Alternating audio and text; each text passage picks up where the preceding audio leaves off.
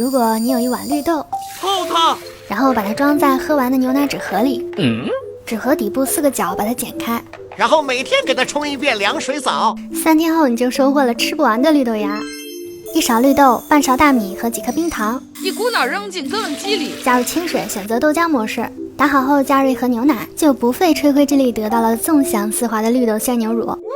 真的不愧火遍奶茶店啊！对，把它倒在棒冰袋或者雪糕模具里，冷冻好就能收获干净、健康又好吃的绿豆棒冰。打好的绿豆鲜牛乳，加入2勺煮熟的绿豆和2勺小圆子，这不就是糖水店卖10几块一碗的绿豆冰沙汤圆吗？绵绵的绿豆沙，糯糯的小圆子，超好吃。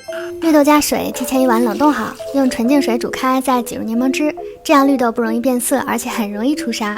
日得上打成糊糊，再加入1勺糖，少量的食用油和龙井茶粉，开小火翻炒到逐渐变浓稠，倒在碗里冷藏好就自动凝固了。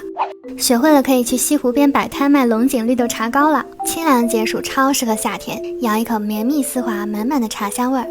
刚才的绿豆沙炒干一点就变成了绿豆馅儿。再来搞一个1对1帮扶，给每一个绿豆馅儿都发一个吃不完的蛋挞皮。大学生就业包分配的。刷蛋液撒芝麻，烤好后真的无比美妙。它的外皮是很酥很酥，内馅又超级软，就像街边卖的那种刚出炉的酥皮绿豆饼。